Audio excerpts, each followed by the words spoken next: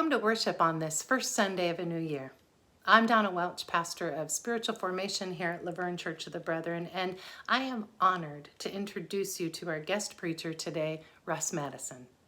Russ is an ordained minister with the Church of the Brethren, currently serving as the district executive minister for the Pacific Southwest District, to which our congregation belongs.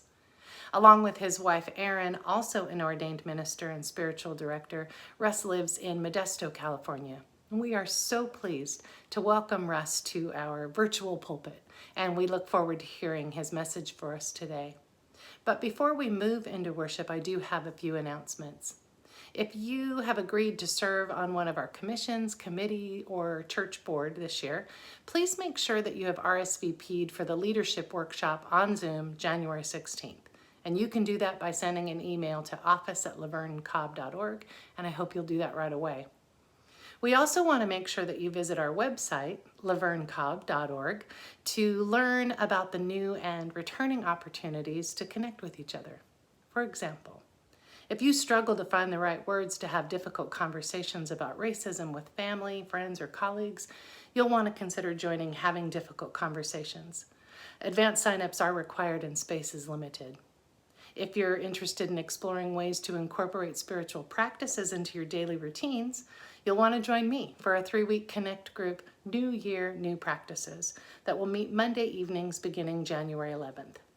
For more information about these offerings, ongoing groups, including Friendship Class with Al Clark, Faith and Film with Susan Boyer, please visit our website and keep checking back because things happen fast around here. Now I invite you into a time of worship. May it be fruitful and nourish your spirit.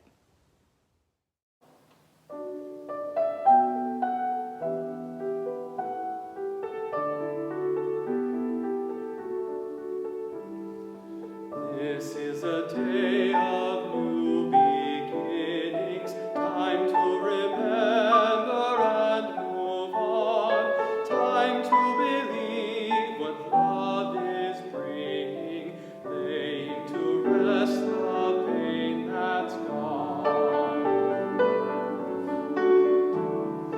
For by the life and death of Jesus, God's mighty Spirit now as then can make for us a world of difference as faith and hope are born again.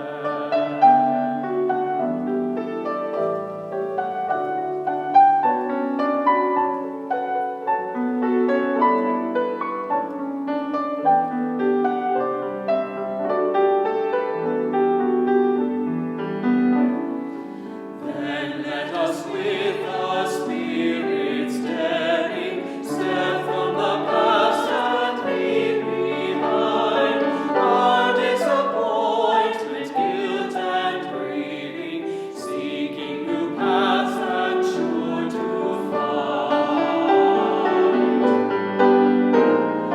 Christ is alive and goes before us to show and share what love can do. This is a day of new beginnings. Our God is making all things new.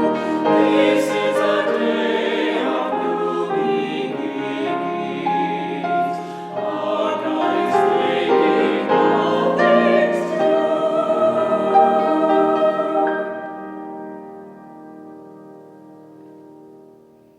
Revelation 21:5. And the one who is seated on the throne said, "See, I am making all things new." Hello everybody, I'm Christy Carnes and I'm sitting here in my backyard underneath my beautiful pecan tree. It's that time of year when the leaves are falling, and although it can be a big mess, it can also be a lot of fun. I've raked up a big pile of leaves here and it's so much fun to jump in it or just pick them up and throw them all around.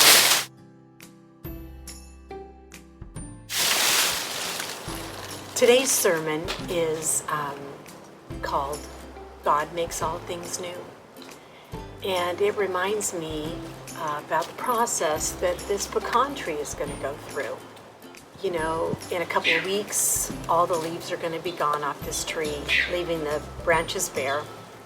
But I know that in a couple months, those branches will start to put out new little sprouts, and those sprouts will grow new leaves and new branches. And then by the summertime, it will be full again. So it's a reminder that God makes all things new. The process continues. It also reminds me of a saying called, turn over a new leaf. So what does that mean, turn over a new leaf?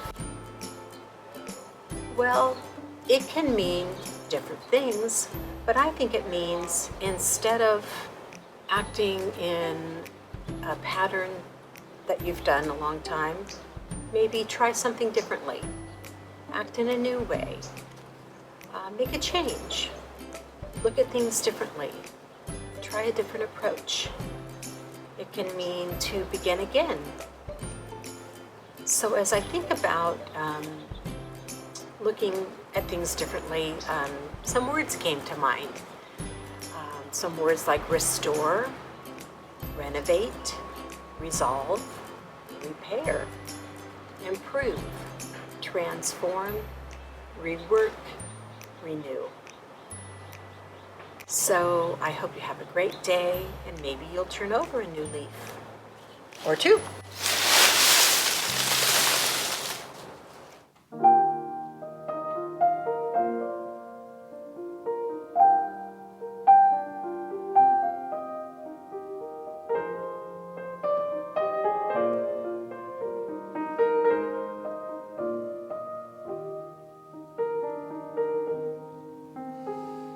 Christ be in my mind and in my thinking. Christ be in my eyes, in everything I see. Christ be in my ears and in my hearing. Christ be in my mouth, in every word I speak. Christ be in my heart and in my longing. Christ be in my life, each moment that I live.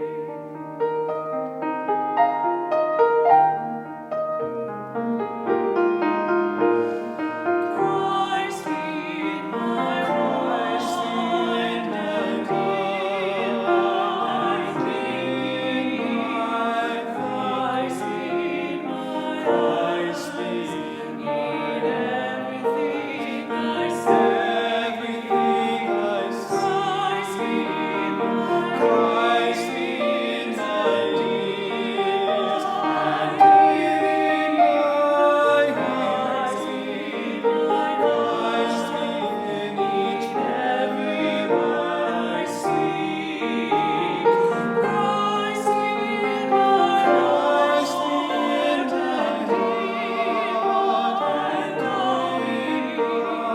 Christ be in my life, each moment that I live. Christ be in my life, each moment that I live.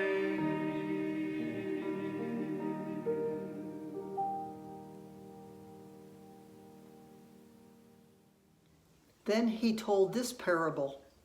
A man had a fig tree planted in his vineyard, and he came looking for fruit on it and found none. So he said to the gardener, "See here, for 3 years I've come looking for fruit on this fig tree, and still I find none. Cut it down. Why should it be wasting the soil?"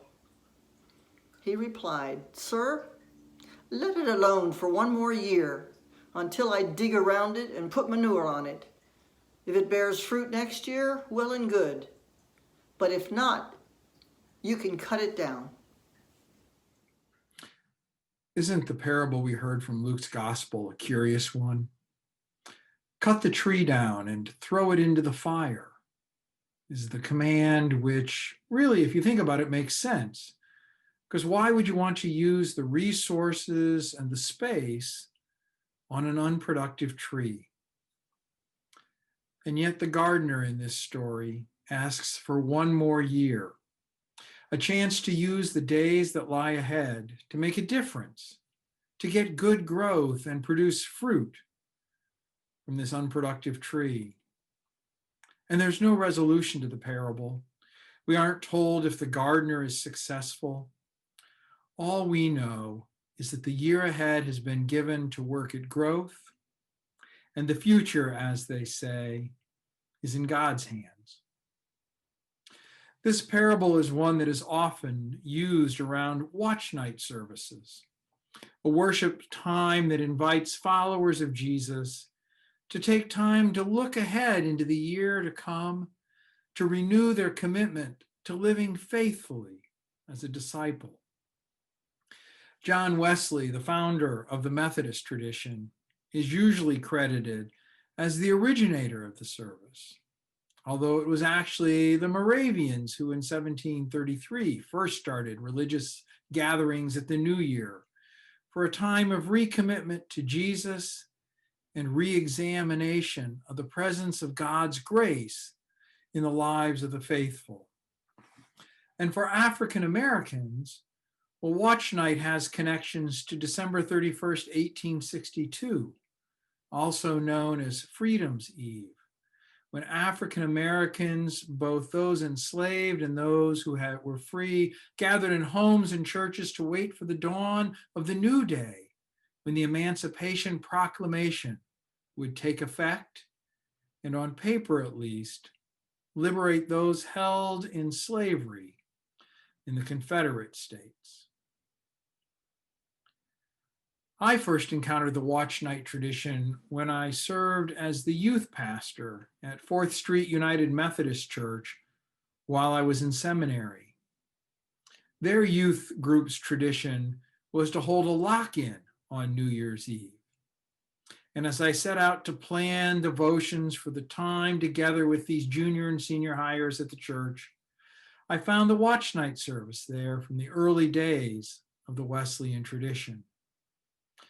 And so in the midst of our games and movies and eating and revelry, I had to take some time to quiet our spirits and to think about our living in the way of Jesus and to share together in communion. As near midnight, we recommitted our living to Jesus for the year ahead.